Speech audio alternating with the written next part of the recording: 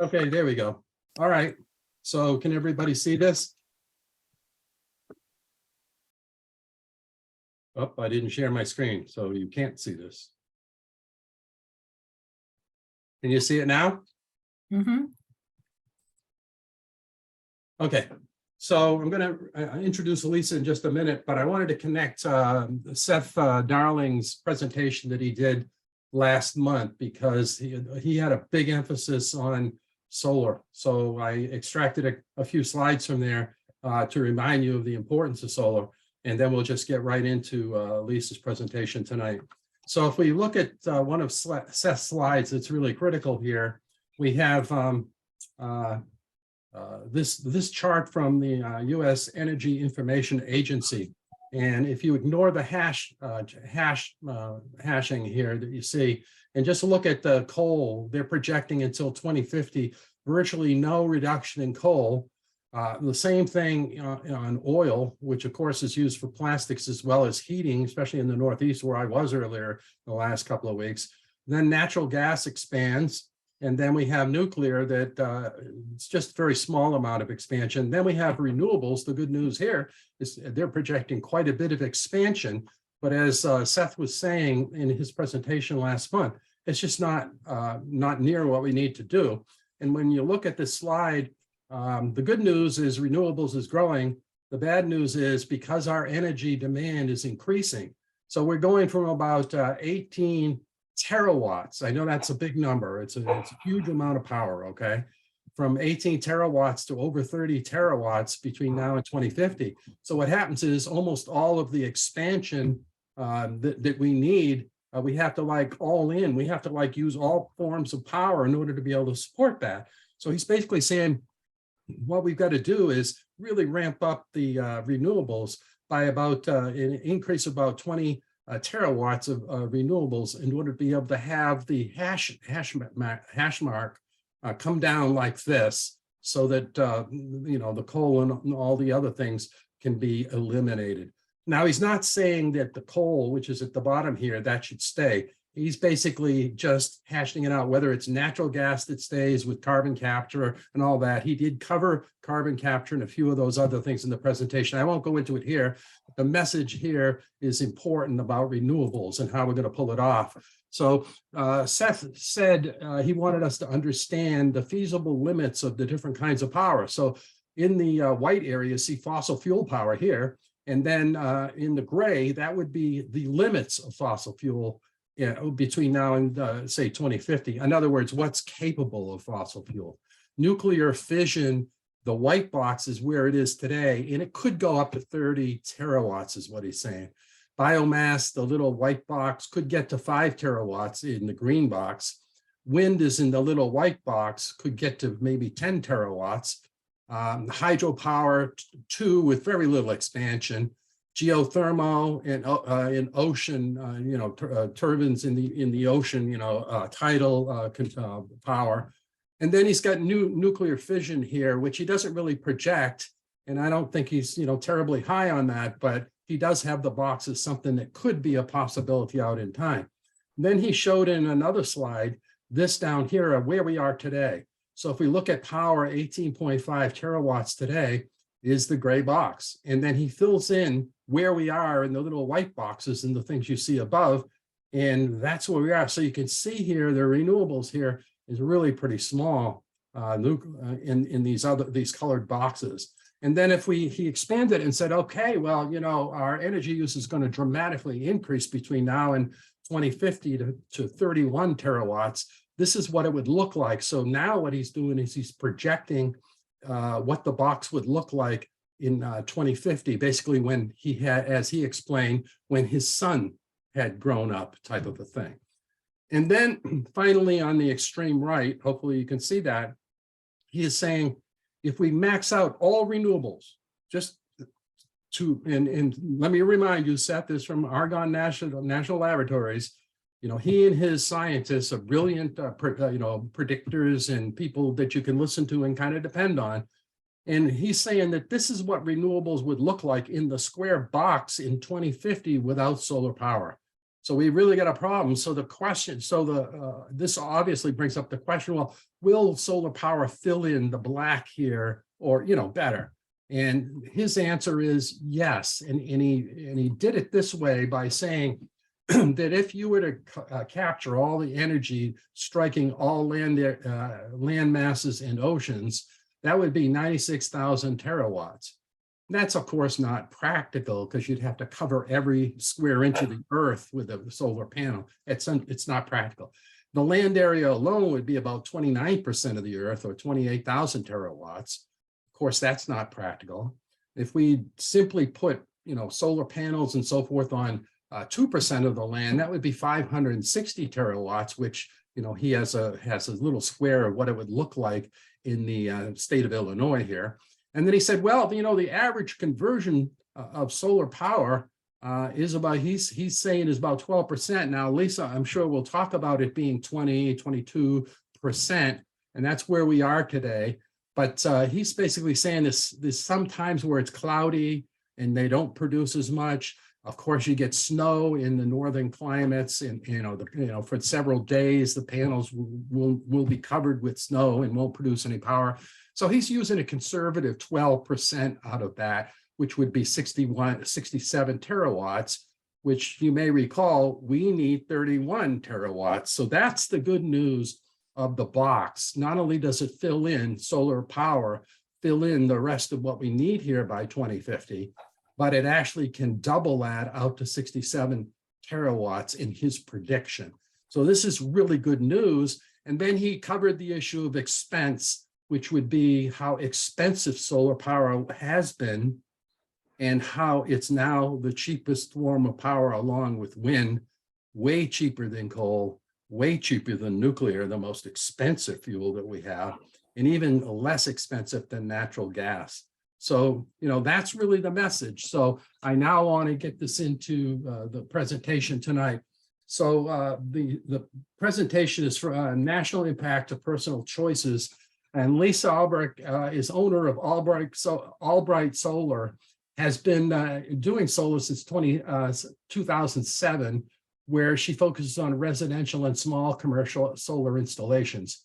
As a board member of the Illinois Solar Energy Association, she has worked on the statewide solar tour and advocated in Springfield to help pass FEJA, which I believe happened in 2014, and of course, more recently, CEJA. Her focus is currently to streamline permitting in Illinois, reduce soft costs, and speed up construction processes through municipal adoption of what they call Solar App Plus. And she'll tell us about that tonight.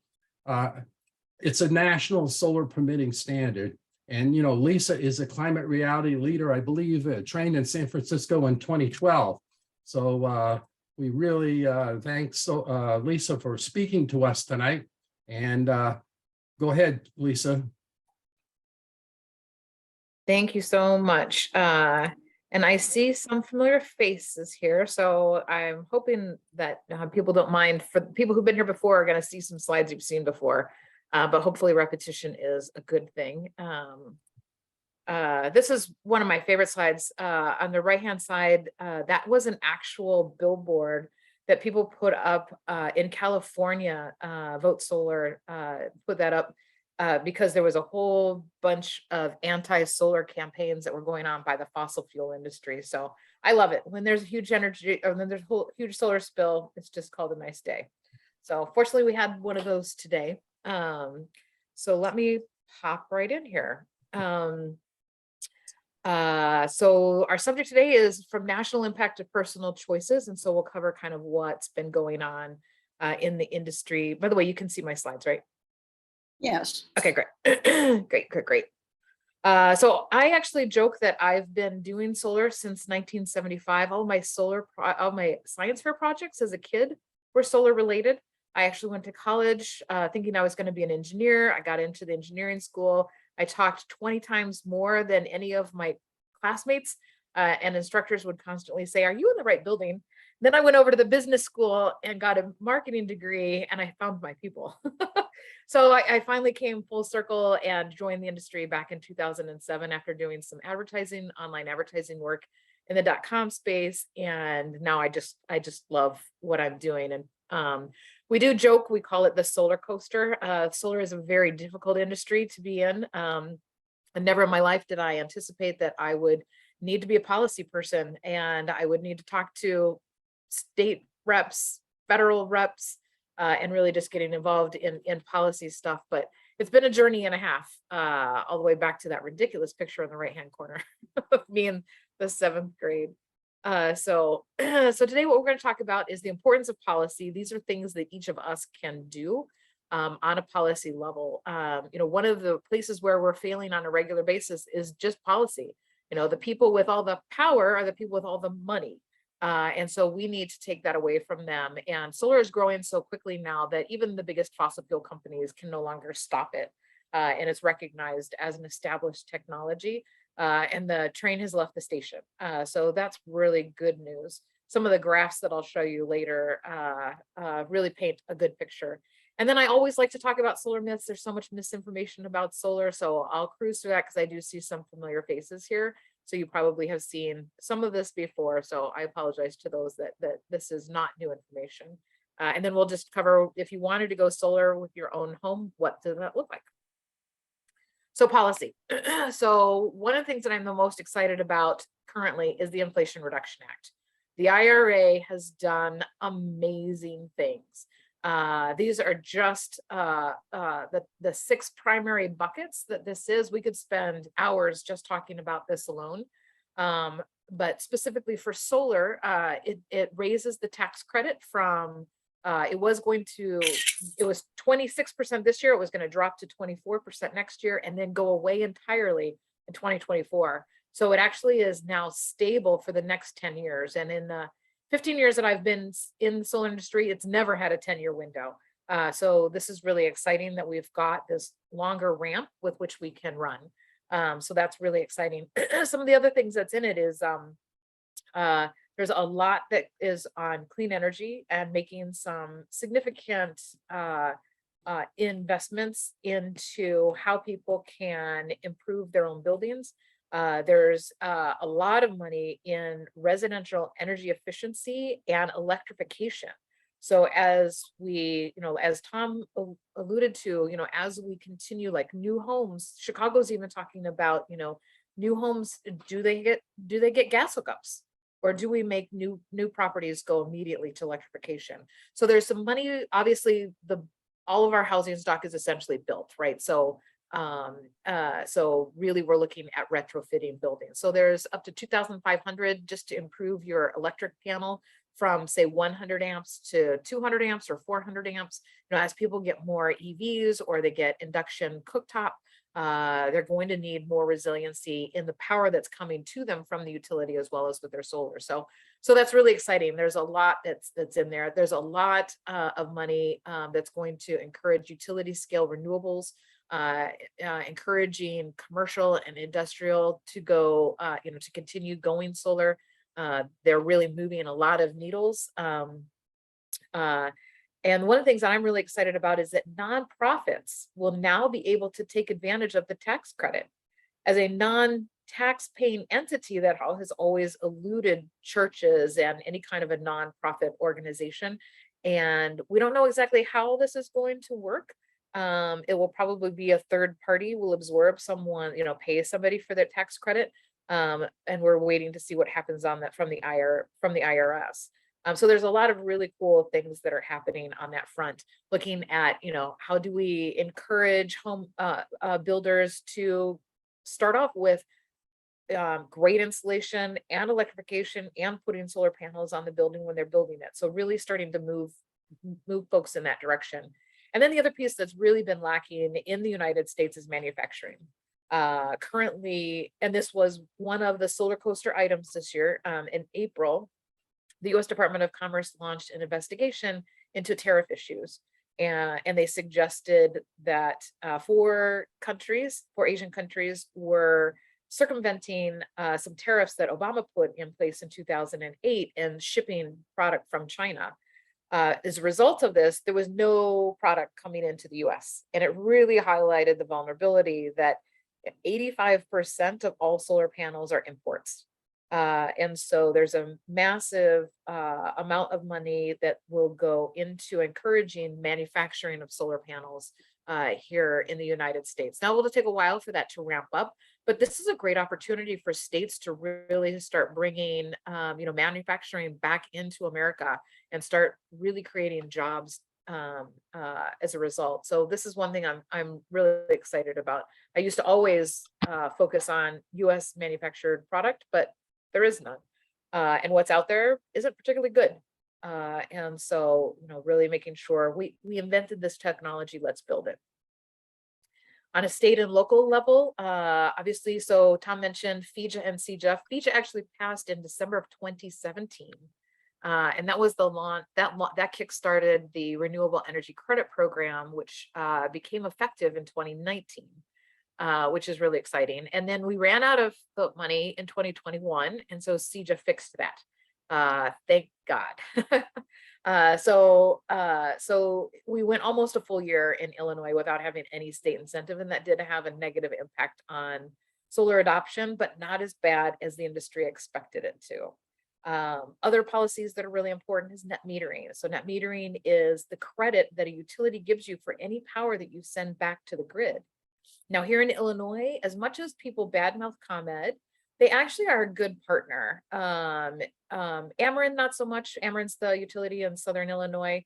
But compared to a lot of other states, Illinois is doing pretty well with net metering.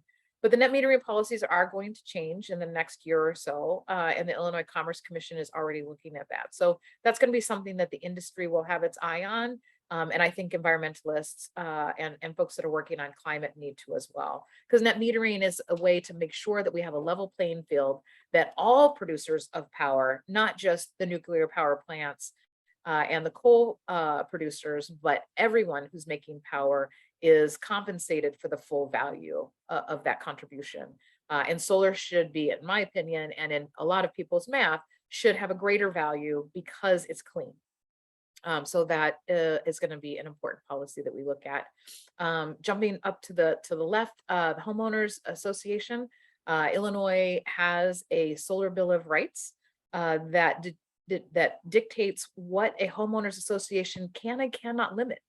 Some of the big challenges that we have currently is that municipalities set the stage for a lot of the rules, but homeowners associations can really determine what's happening in their very micro-located community.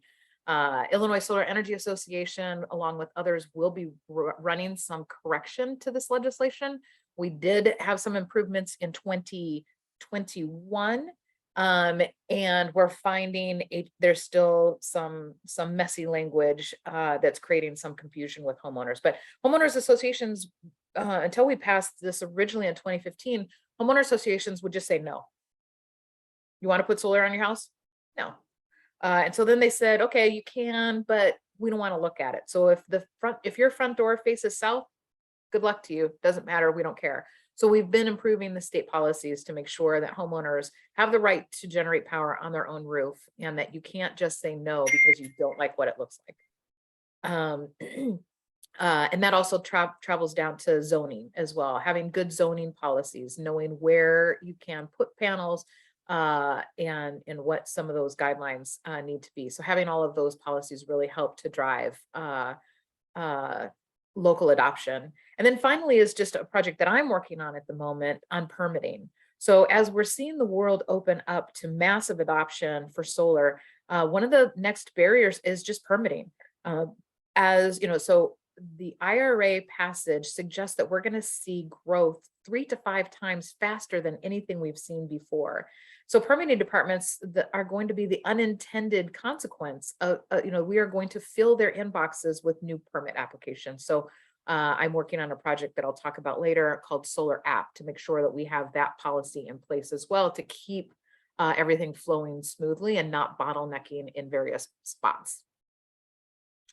So I am excited. I know a lot of people feel like, gosh, Illinois is doing nothing. Since 2019, when the Renewable Energy Credit Program, as a result of FEJA legislation, opened, the state has installed just residential rooftop. This does not include community scale, commercial, industrial, or utility scale solar. This is purely just rooftop residential solar. And this is the small stuff because our definitions have recently changed. 35,000 systems. Illinois can brag that we actually now have solar in every single zip code in the state.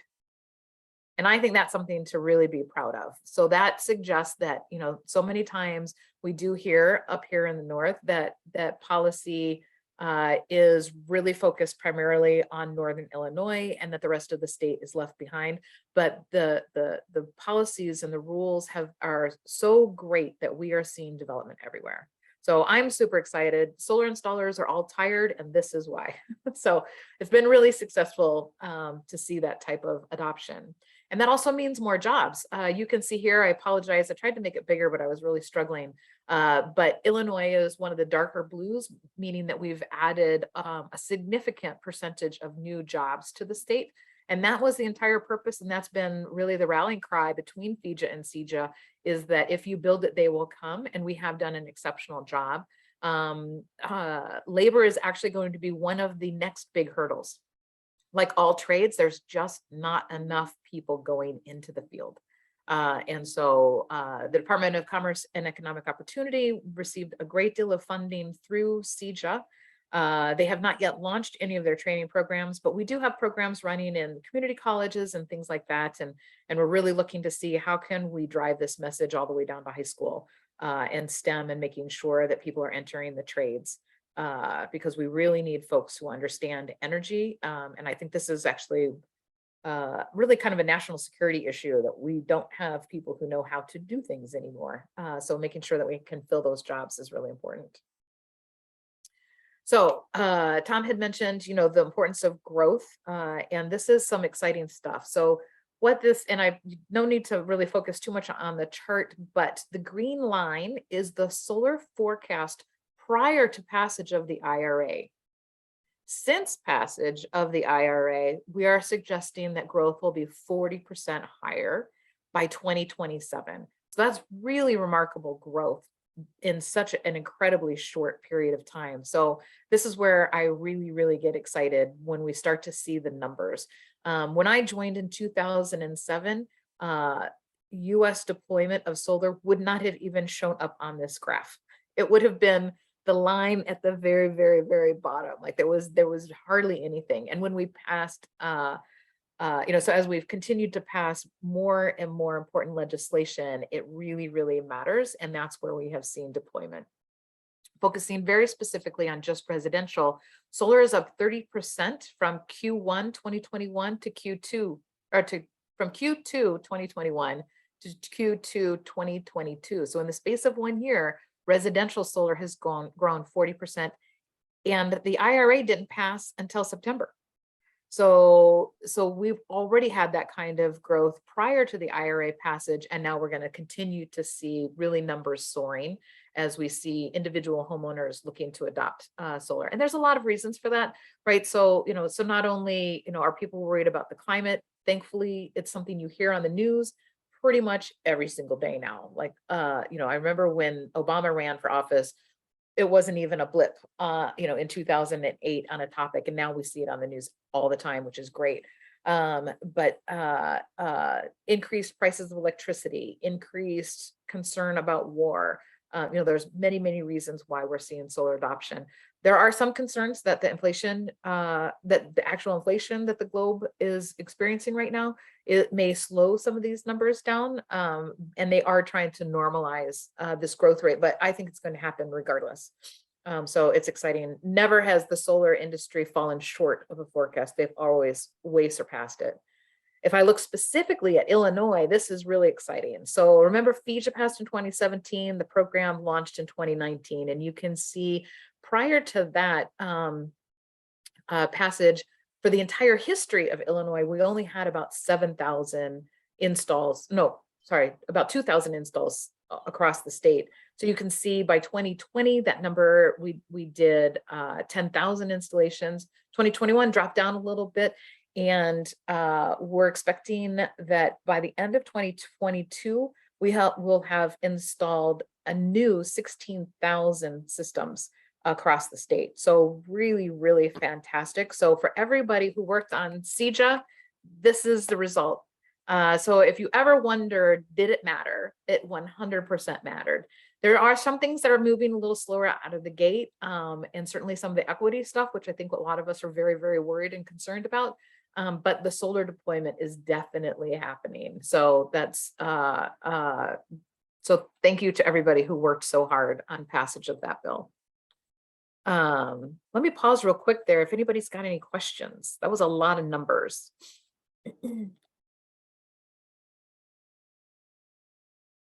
Cool. Lisa, Go ahead. Yeah. really quickly, I probably missed it. What does the DG stand for? Oh, distributed generation. So basically that's really a utility term, but really it's rooftop solar. Thank you. Yes, thank you. I should have pulled that. I should have fixed that. Thank you for that question. Yep. So this is all rooftop solar, and it does not include anything that we're doing on bigger scales. So here's the part that's a little bit of a repeat for some who have seen me present before. So I'm so sorry. I always do try to cover myths because there's a lot of misinformation. The biggest of which is we can't possibly do solar in Chicago because we get snow. But Chicago actually gets similar sunlight to around Atlanta. This scale is an irradiance chart showing how much solar energy is on any region. The green is kind of middle, red is obviously the Southwest where we get the most. But you can see that we get more sunlight than Germany. And for years, Germany led the world in solar production. The other country is Spain, and you can see that Chicago's not really that much different than Spain either. So yes, we do have winter weather. We've seen a lot of clouds lately, but certainly in the summer months when we're using the most of our energy is when we're producing a lot. Also, we get nice winds here in the Midwest. That keeps our solar panels cooler, and we don't have a lot of that salt spray that coastal communities have. So solar does do a fantastic job here in the Chicagoland area. Again, we talked about scalability. I am going to borrow those slides from Seth. I think those are fantastic. But this is before the IRA passed, and we were looking at growing 3 times greater than what's already been installed. So it's, when you look back at, just a decade ago, we're doubling and tripling deployment, which is really exciting. And like I said, we're growing rapidly everywhere we look. Solar is expensive. Solar has gone up. Everything's going up right now with inflation. But we do anticipate that will level back down. But we do have some great incentives through CEJA. Is the state renewable energy credit, and we'll talk about those again in just a little bit. And then we also have the Solar for All program, which has been quite effective recently in making sure that lower income homeowners are also able to benefit from solar. And then hooray, the federal tax credit being 30%, and commercial businesses can actually take accelerated depreciation as well. So whereas most homes will probably have a payback period of say 10 years, businesses can easily achieve payback in about 4 or 5 years. Now that's long for a business, but I think businesses need to stop thinking that everything needs to happen in a quarter because that's unrealistic. The planet doesn't work that way. So talking about expensiveness, so this chart shows the yellow line shows the price of solar, and you can see it had a slight tick up in 2021, and we'll see another uptick probably in 2022, and then we anticipate that those numbers will go down again. But I like to joke that when I started in solar in 1975, solar was at about $100 a watt. And now it's installing for under 3. So it's really come down tremendously. Actually, just the cells cost about that much. So it's really exciting. In addition to that, when I started in 2007, we were installing 120 watt panels, and I was quoting 450 watt panels today. So the amount of energy that you can get off essentially a very similar square footprint has really improved tremendously as we continue making advances in the technology itself. So all very exciting stuff. This is my version of the Seth modeling to show what's potential for solar. So the yellow circle shows what we need, and then the other circles show you by comparison, if we just did rooftop solar, that's not enough. If we add in offshore wind, all of the other technologies can quite easily pale our loads and should be able to absorb the growth as we start to move to electrification of our transportation system, cooking, heating, things like that. So there is a tremendous amount of potential. It's just a matter of going out and tapping that potential rapidly and in a cost-effective way.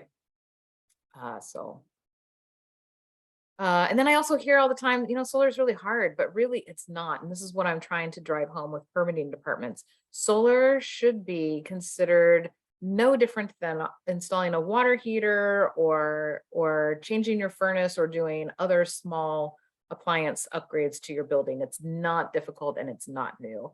But essentially, so we don't really see a lot of solar hot water new systems going in at the moment. It's unfortunate, but hopefully we'll start moving back towards that technology. But essentially you're taking the heat of the sun and using it to heat water or heat space. But it's very difficult to monetize incentives for solar hot water. And the primary component of a solar hot water panel is copper, and copper prices have soared, consistently over the decade. So that's going to be a tricky technology to reestablish in the marketplace, but it's where I cut my teeth, and I love it. It's 70% efficient. So it's silly for us to not figure this out. Photovoltaics, or PV as they're called, is the form of making electricity. And as sunlight shines onto a panel, it excites the electrons. We put microwires inside that. We capture that energy. It creates DC power, but our homes need AC. And so it goes through a small device called an inverter or a microinverter, where it's making that conversion from DC to AC. And then it plugs right into either the electric panel or your meter. And at that point, it's serving any load that might turn on. So whether you're turning on your computer or doing the laundry, whatever you might be using electricity, the power is going to flow there. If you're making more than you need, power will actually go back to the grid and you'll receive a credit called net metering. And I have some examples later on that shows what that looks like. Yeah. So jumping into what does it look like?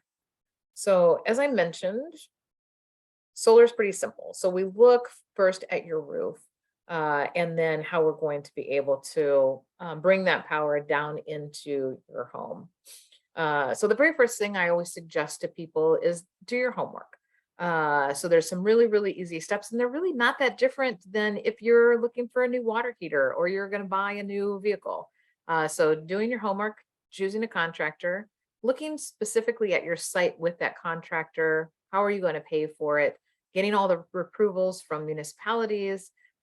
Doing all of that can take about 3 months, 2 months, and the actual installation usually takes a couple days. So the install is actually really, really easy. It's getting to the installation and all the red tape that takes a long time, and then just collecting the incentives. So what does it mean to do your homework? The very first thing that I suggest to people is look at your house on satellite. If the sun cannot see your roof, if a satellite cannot see the roof, the sun can't either. And people tell me, oh, well, my backyard, we get a ton of light. You and I see sunlight as ambient.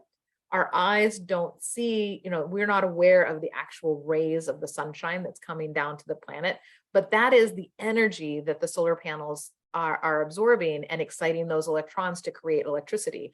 So even though you may feel as though you have a bright backyard, it may not be a light backyard. So looking on satellite has a pretty good perspective compared to the sun. So if you can see it, so can the sun.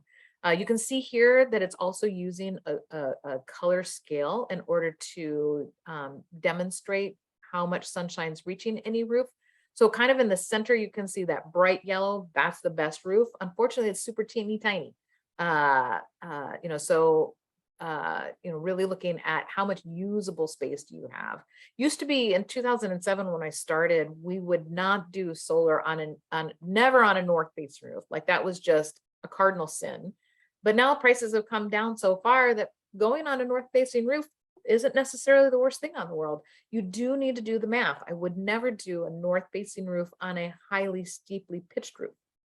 Same thing with east and west. You can go east and west. South is always going to give you your best performance because you're going to catch the sun most of the time as the sun passes throughout the course of the day over the course of the year.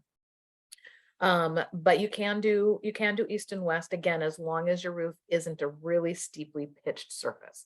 If it's steeply pitched, you're going to want to be south, because on a steeply pitched roof in the 5 panels on the west, well, in the morning, they're never going to see that sunshine.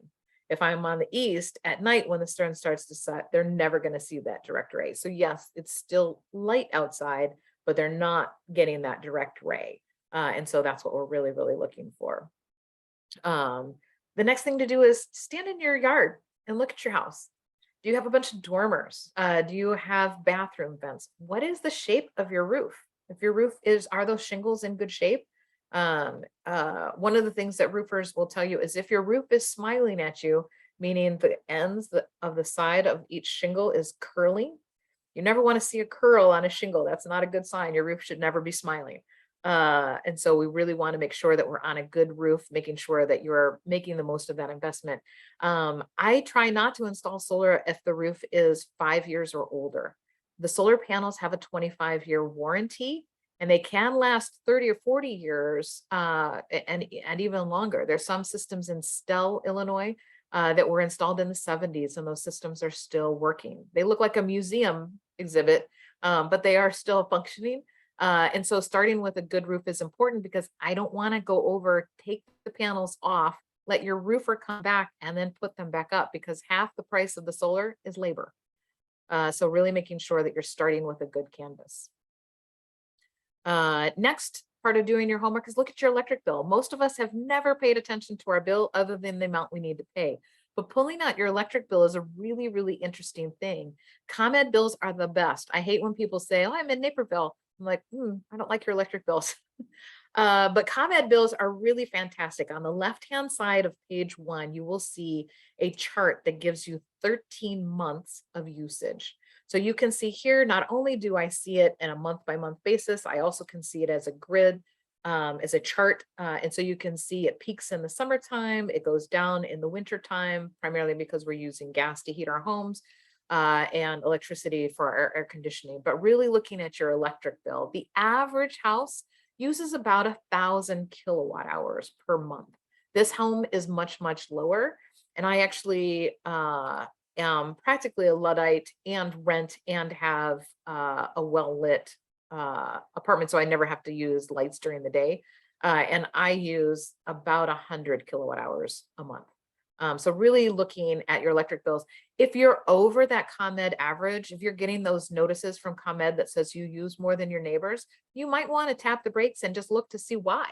Why am I using so much? Interestingly enough, fish tanks are one of the highest uses of electricity. That's because they're using a thermostatic heater. And anytime you're using electricity to make heat, it's making heat because it's inefficient. And so that's a big draw in order to keep your fish tank and keep a healthy condition. So look at your appliances. If you've got an old refrigerator and you get those notices from ComEd that says, hey, you should get something that's Energy Star, it's probably true. So looking to make sure that you're energy efficient as well. But you can really start by looking at your electric bills. I can also tell people who don't have good insulation, if I see their electricity uses spike in the winter, that typically means they're using a space heater. I can almost always, by looking at somebody's bill, understand how efficient their home is. And so those folks, typically I tell them, you might want to look at insulation first. Because they're like, yeah, my house is so cold. I'm like, okay, a tube of caulk, start running around your windows, sealing up all that draft, and talk to somebody about some insulation. So really looking at your electricity bills to understand how much you are using already. Roughly speaking, these are some real ballparks prices just to give people a starting point on budgets. Somewhere between a 5 kilowatt to 8 kilowatt system is around $24,000. I meant to increase this number just a little bit to account for inflation. So that might be closer to 25 in today's dollars. Other things that are typically included in that are going to be permitting and engineering. It's part of the permitting process, making sure again that your roof is in good condition. Do you need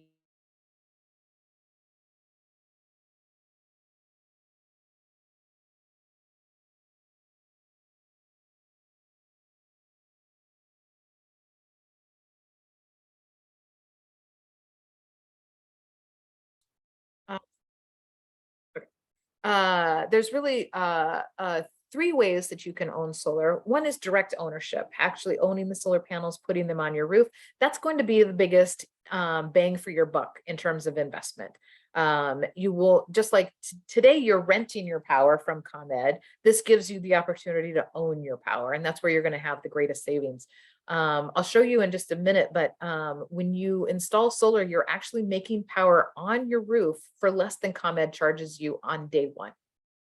So that's really exciting to see. So why rent it if you can own it?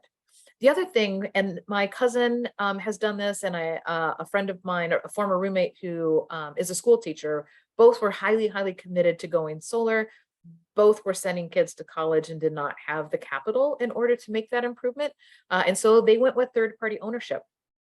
Some of you may have already bumped into companies like Sunrun or SunPower.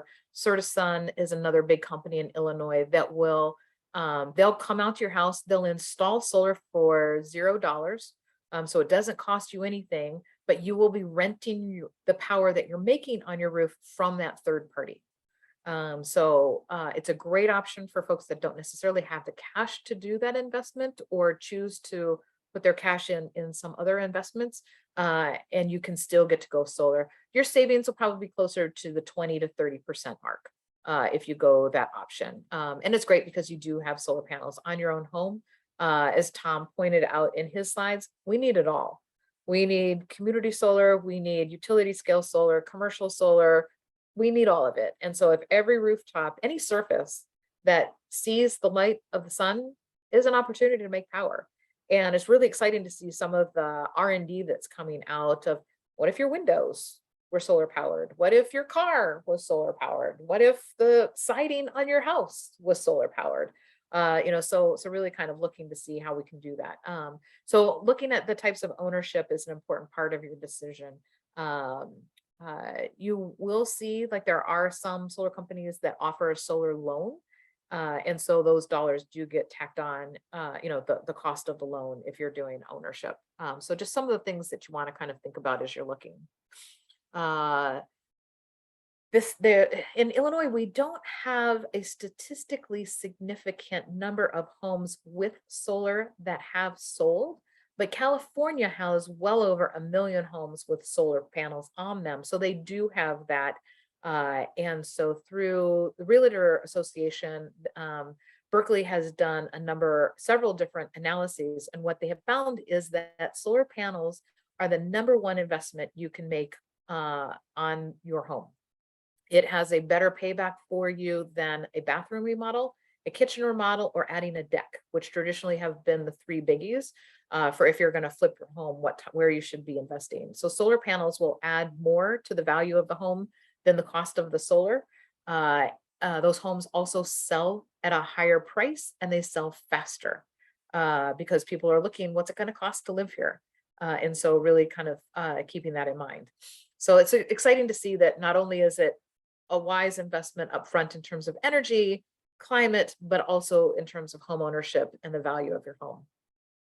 So that's doing your homework. The other things are the same standard as anything else that you're buying, right? So I always recommend people get at least 3 quotes. Talk to people, have them come over to your home. Typically, when I'm talking to a home, I can give people really accurate budgets without having to go to their house and get pretty far down the road.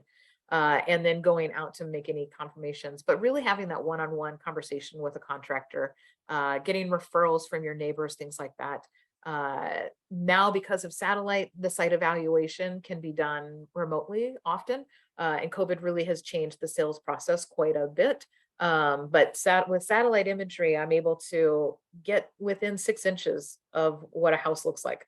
It's really crazy to me that the images that I'm using to go out to the moon come back and they're 6 inches of accuracy. So it's pretty cool.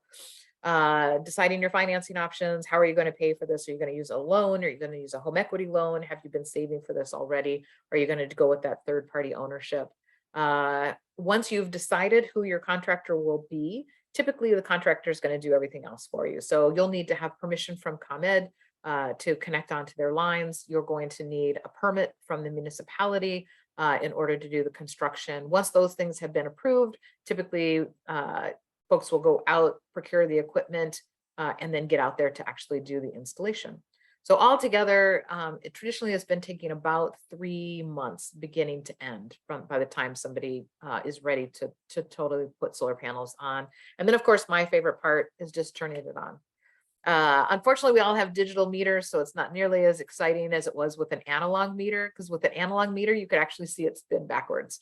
So not nearly as much fun today. But we do have online monitoring platforms that can show you what you're generating, what you're consuming, and what you're sending to the grid. So it's really amazing how much data is available. That online monitoring platform also becomes a diagnostic tool, allowing you to troubleshoot if something's wrong with your array. So the technology has really come a long way in the decade or so that I've been in it, and we've seen, you know, such explosion happening. And then the last step is just the incentive. So let me explain just a little bit. So a renewable energy credit, what is that? So it's a way of monetizing any power that's going to the grid. So for every 1,000 kilowatt hours, or sorry, I said that all wrong. I was looking at the next slide popped up, and that's net metering. So what it is, for every 1,000 kilowatt hours that you make, think of yourself as a power producer. You are a micro utility. So for every 1,000 kilowatt hours that you make, you can sell 1 renewable energy credit. Think of it as a widget. For every widget that you can sell, you're able to monetize that with the state. Now, the state contracts are 15 years, and the state of Illinois will actually pay you in advance for 15 years of production up front. So that's really pretty remarkable. It used to be that you got paid quarterly, you got paid as you produce the power, but this is nice because you're getting a big influx of cash as soon as your system has been energized. Now you do agree to keep your system operational for the next 15 years. And if you sell your house, the new homeowner needs to also keep those commitments. So it's a really a slick way of monetizing a widget. The other benefit that we have in here in Illinois, not every state has this, but most do, is net metering. And this is actually where solar can be under threat in many states. But essentially, like I mentioned before, for every kilowatt hour that you send back to the grid, you'll actually get a credit on your bill, and it works very much like a cell phone rollover. So you're able to use that credit in the future. Any power that is metered, you'll actually see a dollar for dollar credit on your bill. Even if you didn't make more than you need, you're still trading power back and forth over the course of the month, and you'll actually get all of that credited on your electric bill. Now, don't forget, your savings aren't just that, but it's also the power you generated but never sent to ComEd, right? So you're making power on site that you never even needed to. ComEd doesn't even know about. So you're doing that on the sly. Now, for folks who can't go solar, there is a program in Illinois, and Illinois is doing one of the better jobs in the country for community solar. And this is where you can subscribe. So people who maybe they have too many trees, or their roof isn't necessarily in the shape that they were hoping for, there's no reason to wait. If you live in a multifamily building, a high rise, a 10 flat, a 3 flat, and you can't necessarily use the roof, you can subscribe to Community Solar Array. That is a solar field that is developed in the ComEd or Ameren territory, and you'll save about 20% on your power. But the more important part is that you know that your energy came from a clean resource, and that those dollars stayed in Illinois. Those dollars are used on a tax basis. Those go back to schools. So there's a lot of great things that happen from those arrays, in addition to lowering your carbon footprint and saving you some money. So community solar is a pretty awesome way of participating, even if you don't own your roof or have a good roof for solar panels. So this is super tiny. I apologize, but hopefully you can see some of these numbers. So this is just some rough pricing. An average home is going to need somewhere around 24 panels or so. If we can get more, that's great. In Chicago proper, it's hard to get more than this, just because the building sizes are so small. When we look at square footage of the roof, because we go up, not out. The suburbs all go out, so they've got a lot of surface area. So this just kind of gives you a rough idea. You can see, like, if I just focus on column 1, total system cost is somewhere around $28,000. 30% federal tax credit is about an $8,000 tax credit that goes back to you when you're filing your taxes. The state incentive is $8,400, which is just slightly higher than 30%. So that's exciting. So you've actually saved over 60% in your installation price just through the state and federal incentive. So that's really exciting. So finally, out of pocket, you'll pay for the 28,000, but once you get those incentives back in the first, year of your installation, you're really out of pocket, but only about $11,000. If you jump down to that blue section down below where it shows estimated energy output. So when I look at let's say, and this is just the warranted period. So if I look at the 25-year warranty, this system should make about 190,000 kilowatt hours over that lifetime. If I divide that $11,000, the price after incentives, by that 190,000, I am making power for 5.8 cents a kilowatt hour. ComEd is charging you almost 12. So you can see through ownership on day 1, you're making your power for half of what the utility is charging you. So that's exciting. I think a lot of people tend to focus on payback. Payback is an interesting thing. It's the only thing that we measure payback. I don't know why. We don't ask what's the payback of my furnace. It has no payback.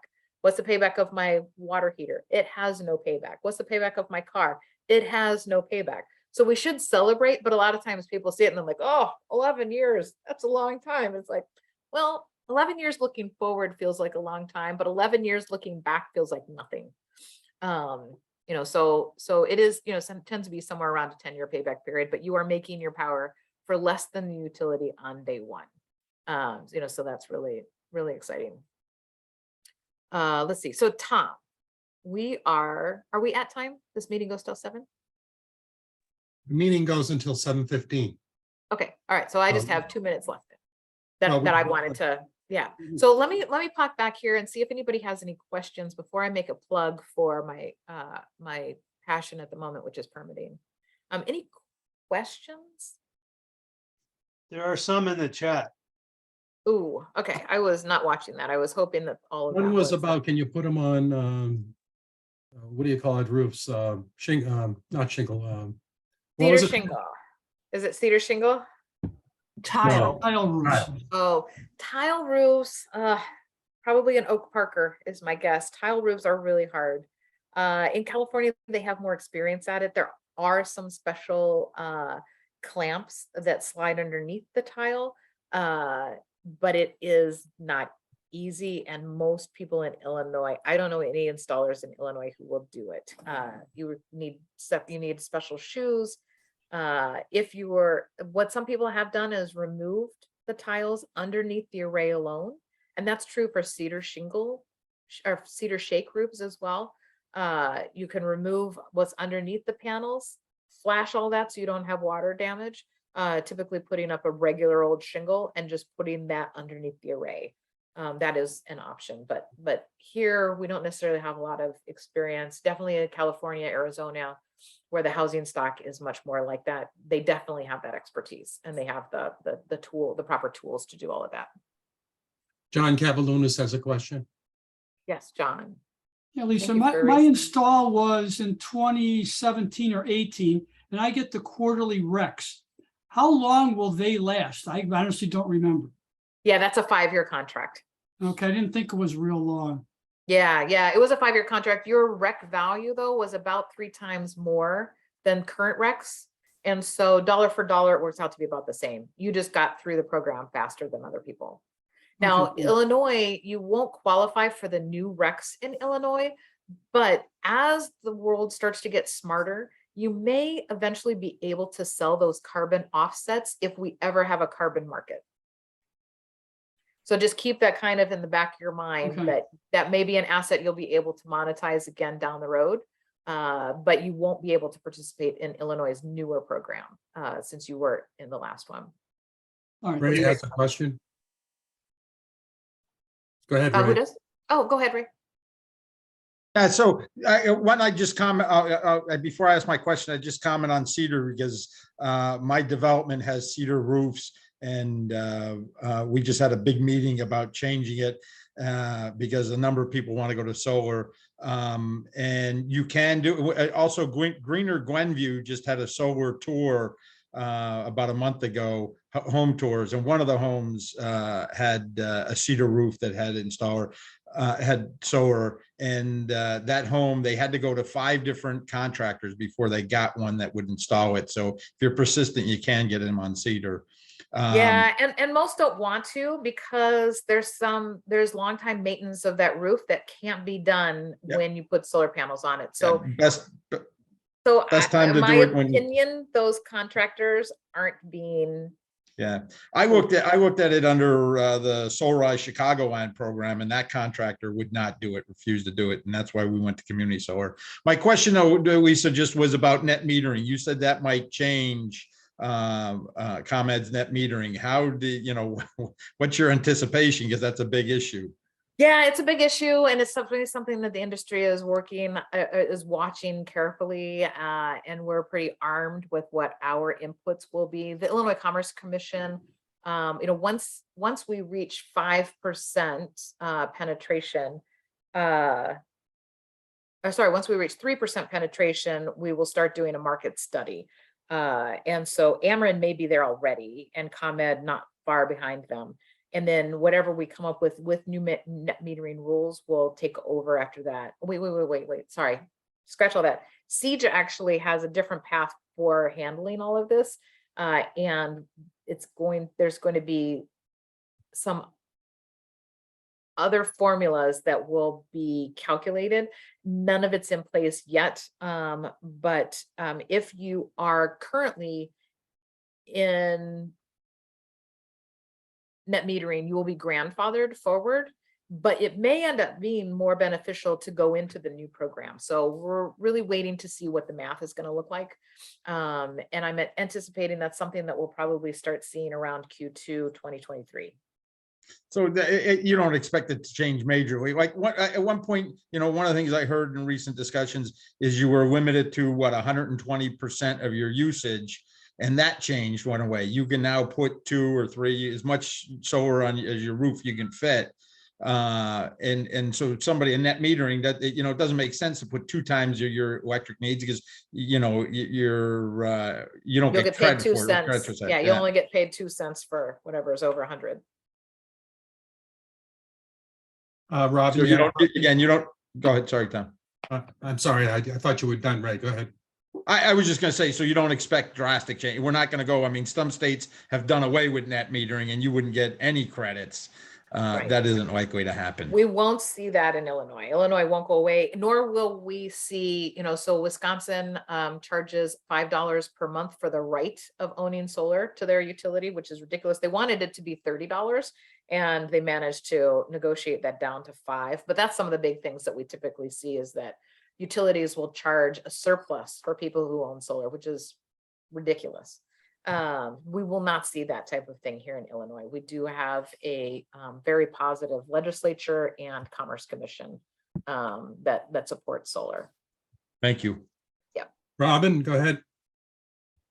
Yeah, we were wondering about the comment about you can't, or you won't recommend putting panels on a roof that's 5 years old or older.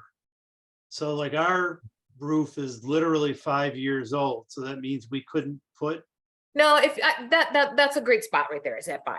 Yeah. Okay. From 5 until 10, I actually ask that people have a roofer look at it to make sure that those shingles are in good shape.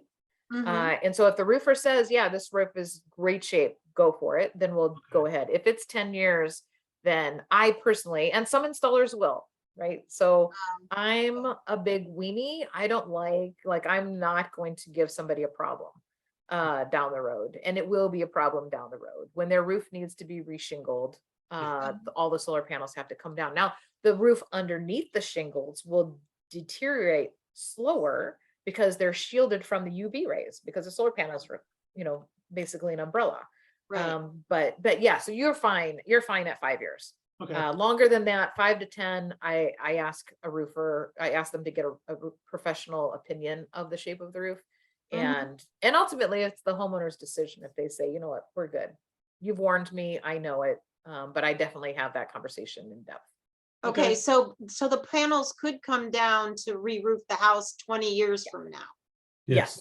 And by that time, your system's paid for itself. It's kind of like, when you buy a car, once you've paid off that loan, it's kind of like driving for free. And then you have one more maintenance call and you're like, let's just get a new car, Thank so kind of you. similar. Yeah. Thanks. Go ahead, Tom, were Lisa. there other things in the questions that I'm missing? We're down to 10 minutes, Lisa. I don't know if you were Yeah. finished. Yeah, the only thing I want to say is if anybody I am working on permitting solutions. The Department of Energy has launched something called Solar App. It is a permitting platform that issues an instant permit.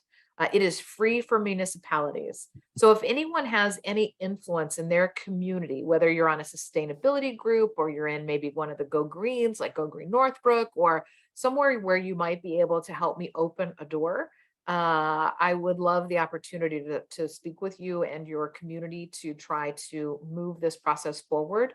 It is new, but they've already issued about 11,000 permits. California actually just passed a law making instant permits a requirement for all municipalities. We'll never get there in Illinois, but this is the direction that the world is moving in, and we need to play catch up. don't forget, if that door closes, there's always a window that's gonna open. Exactly. That's what we're looking for. So yeah, just reach out to me. I would love the support and help. I know we're always looking as a chapter of where can we make a difference, and this is definitely something. If we can streamline the process and make it much easier for people to go solar, then that's the faster we're putting solar panels up, the better we are at climate mitigation.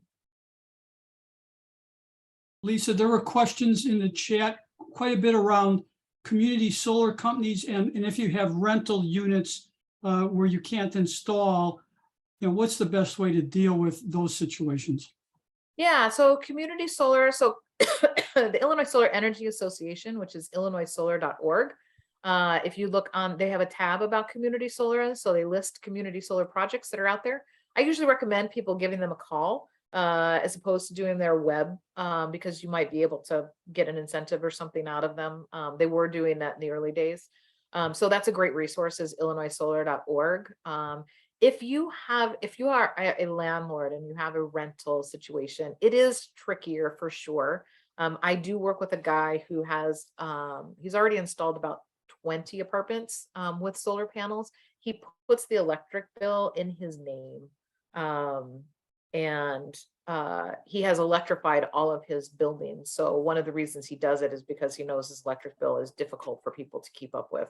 And he's been building out in like Bronzeville area and building dilapidated buildings and turning them into good housing. So it is a little bit trickier. There is that risk of putting an electric bill in your name. There's some confusion as terms of landlord rules of what you can charge back to your tenant. Just some things to kind of look out for. It definitely is a harder situation, though. It's much more complicated.